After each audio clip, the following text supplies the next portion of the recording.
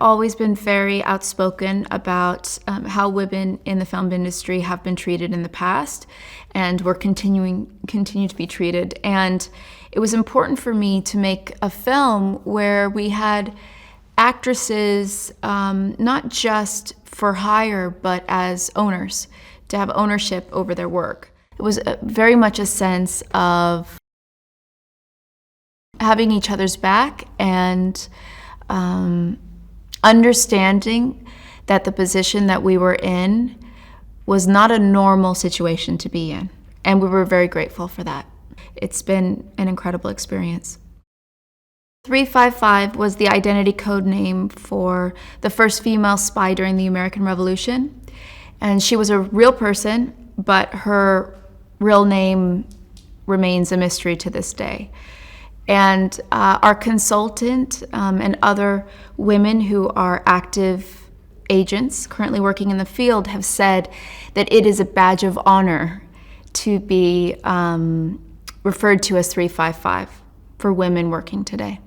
So for me, the film being called 355 really is a tip of the hat to the women who were unrecognized, and it's amplifying their power, their strength, their accomplishments, and it's saying thank you. Mace is a CIA agent who is definitely used to working alone. She is quick and can be a bit ruthless. She's easy to fight and to go to violence. She has to learn, I guess, in this film that you can create a family wherever you want it. A family is where you make a family. And like Marie, she has to learn to trust. But she is very quick-witted, funny, and protective of her friends. Mishing has an air of mystery about her, and the incredible thing about that character is when Mace and the other women meet her, they realize they're a little bit out of their league on all aspects.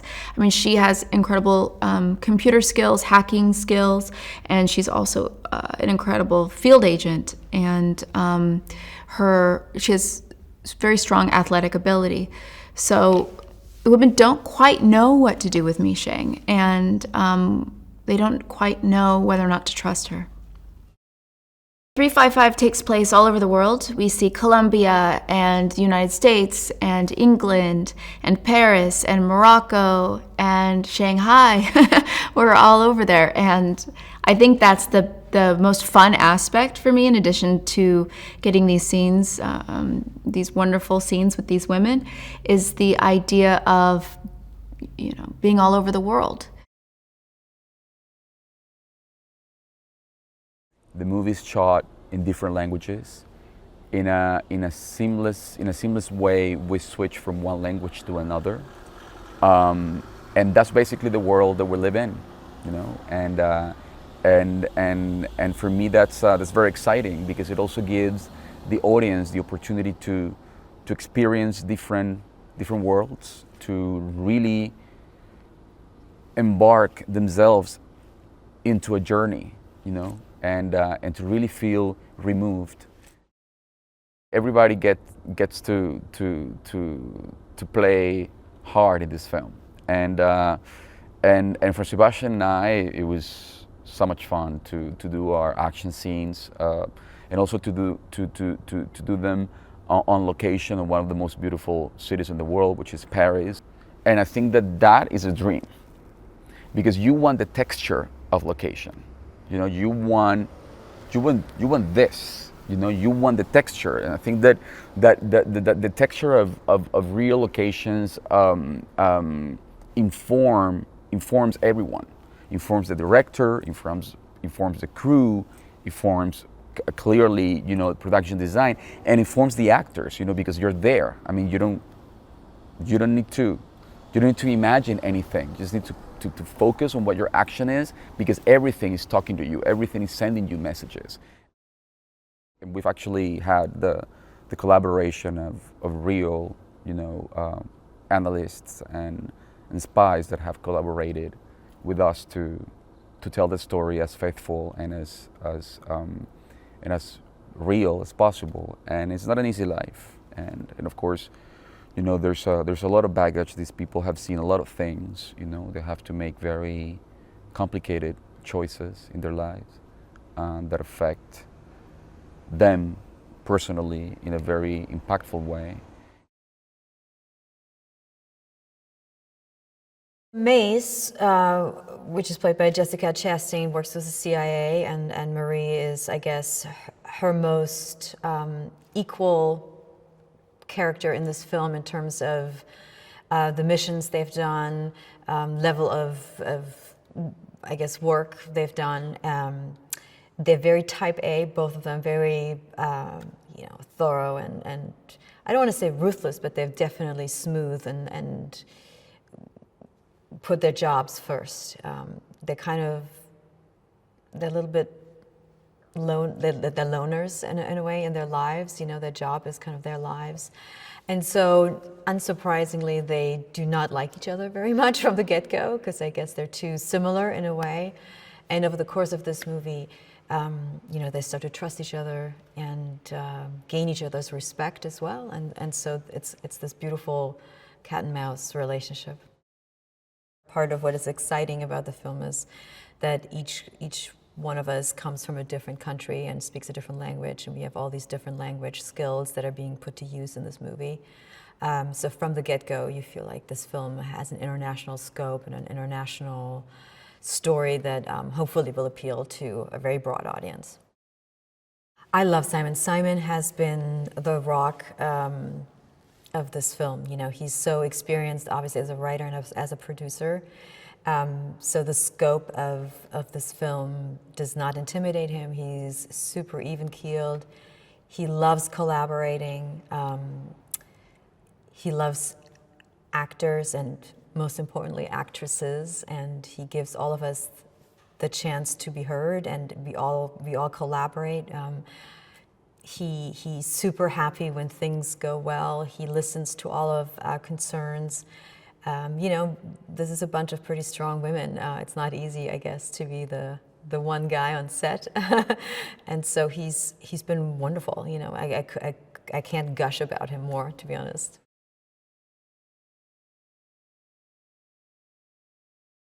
My character is Khadija, and she is an agent with the MI6 that has taken a back seat from the work in the field. And she has taken on a technological role of trying to create a program that can not only protect but predict possible digital warfare and weaponry. And she's very intelligent, extremely passionate about digital security. And she is extremely skilled in what she does, one of the best in the world, and a very direct woman, wound but not tight. Really, it's the story of 5 characters coming together to form ultimately what is this family or group or team, whatever you want to call it, of super agents who each have a different skill set, and so they complete each other the same way you would have in a sports movie or you would have in a family drama. It just so happens that they're spies.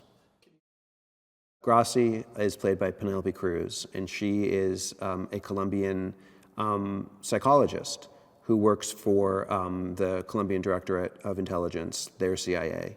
But she's not someone who's a field agent at the beginning of the film. She's actually someone who is a psychologist who sits in an office back in Colombia, and when agents come back from being in the field, she analyzes them, and she tries to help them through their post-traumatic stress and whatever else they have to deal with.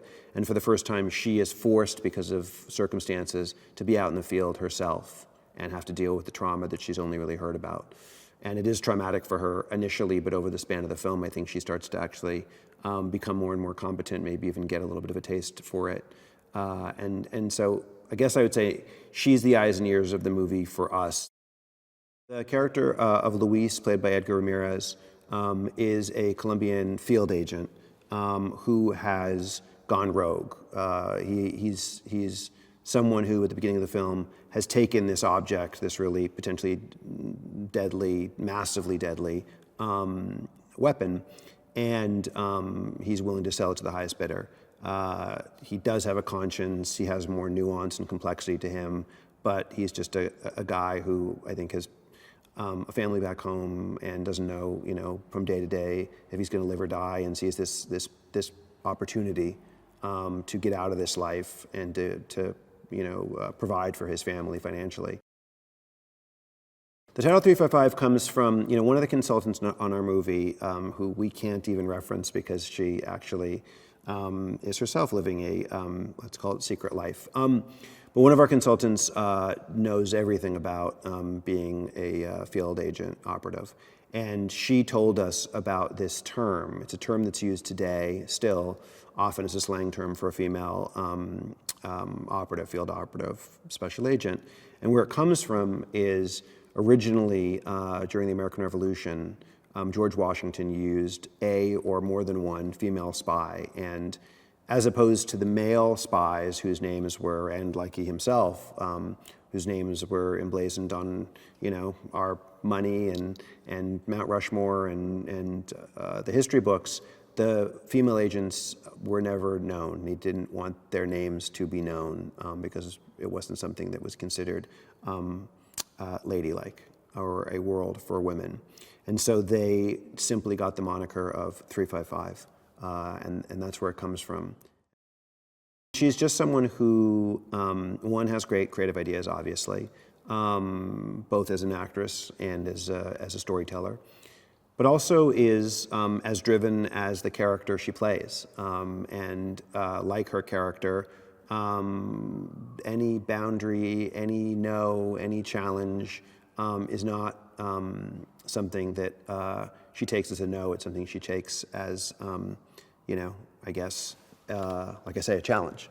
And so having her on your side is an extraordinary thing because she's just so strong and driven and focused and determined. And for me, as the director, that's the kind of producer you want. Hi there! Did you know that in The Departed, Jack Nicholson scared co-star Leonardo DiCaprio with a real gun?